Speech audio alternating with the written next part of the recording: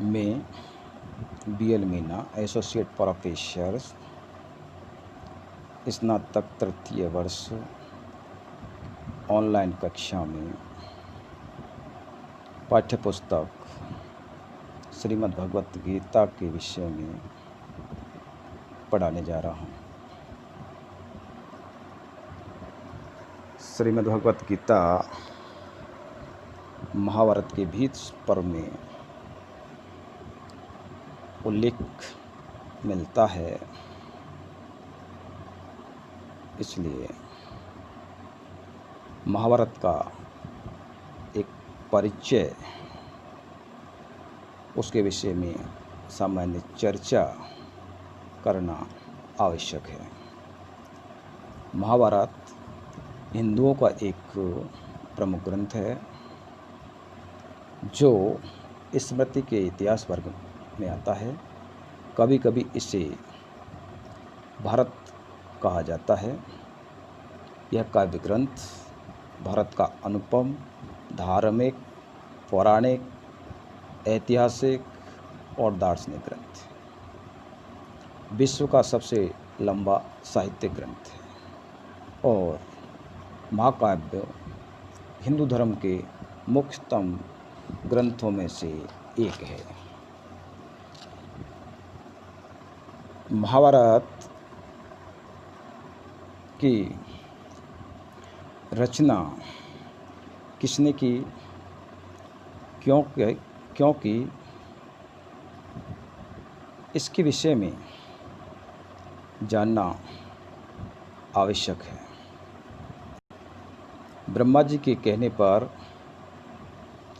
वेद व्यास ने गणेश जी की सहयोग से महाभारत महाकाव्य की रचना की।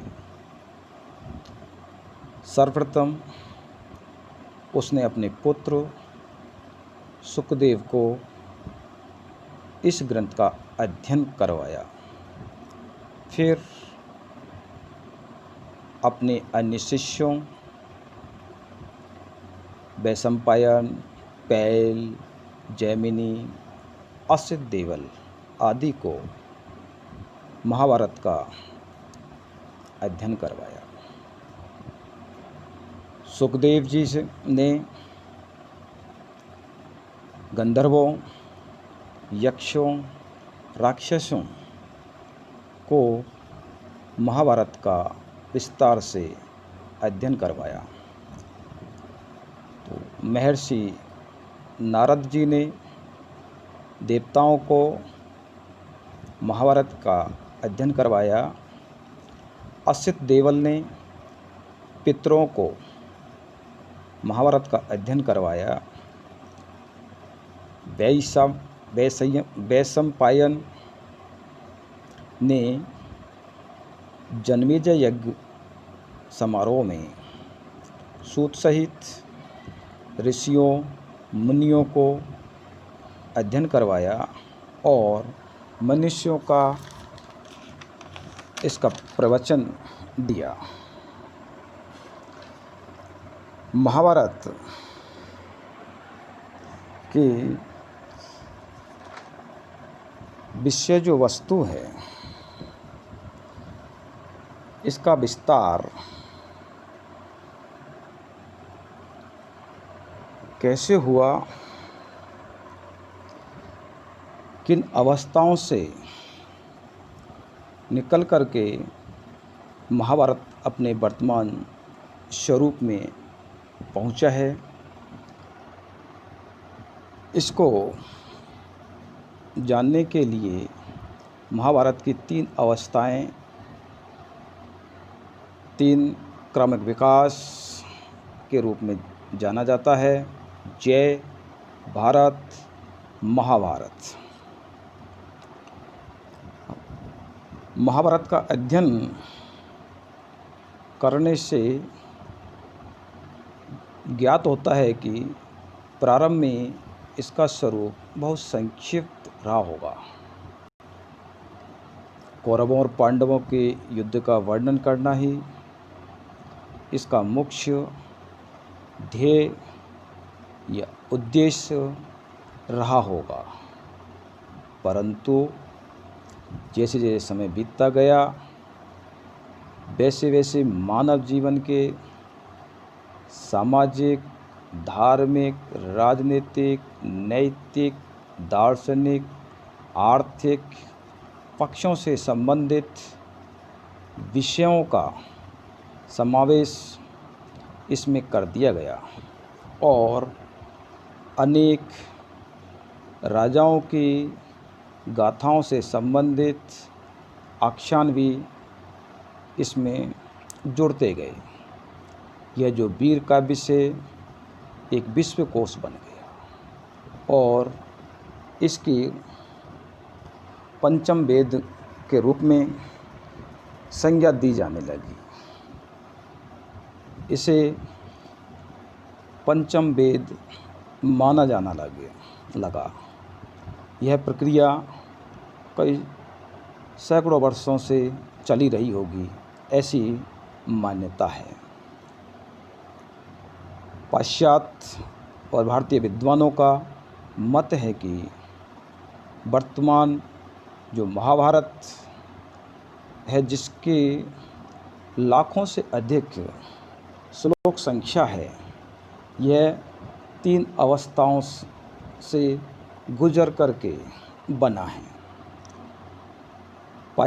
प्रथम अवस्था में 8800 श्लोक और इसका जो नामकरण जय रखा था। द्वितीय जो अवस्था में 24,000 श्लोक और इसका जो नामकरण भारत रखा गया। तृतीय अवस्था में 1 लाख से अधिक श्लोक और इसका जो नाम महाभारत रखा गया। इस प्रकार से महाभारत का क्रमिक रूप से जय, भारत और महाभारत के रूप में इन 3 अवस्थाओं में इसका क्रमिक विकास हम देखते हैं। महाभारत की इस संपूर्ण जो कथा वस्तु को पर्वों में विभाजित किया गया है। महाभारत में 18 पर्व हैं। पर्व का अर्थ गांठ या जोड़ होता है। पूर्व कथा को उत्तरवर्ती कथा से जोड़ने के कारण भारत के कारण महाभारत के विभाजन का यह नामकरण यथार्थ है, चरितार्थ होता है, वास्तविक है। इन पर्वों का नामकरण उस कथानक के महत्वपूर्ण पात्र या घटना के आधार पर किया जाता है। इन पर्वों का पुनर्विभाजन अध्यायों में किया गया है। इस प्रकार 18 जो पर्वों में संपूर्ण जो कथा वस्तु को समाहित किया गया है। 18 पर्वों के नाम उसकी विषय वस्तु के आधार पर ही विभाजित है। प्रथम पर्व आदि पर्व है। द्वितीय पर्व सभा पर्व। तृतीय पर्व वन पर्व।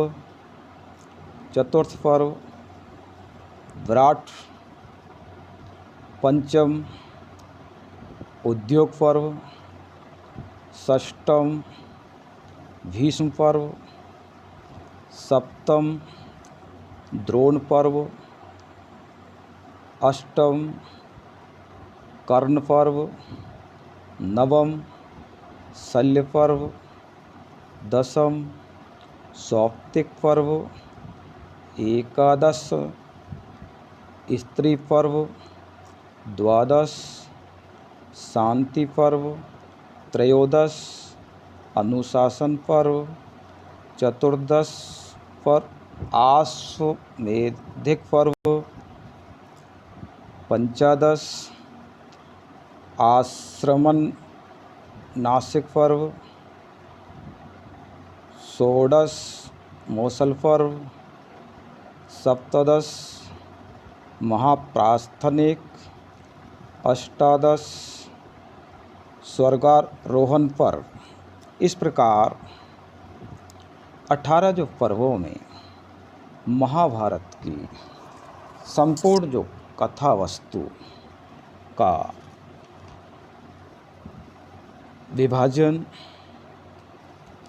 किया गया है।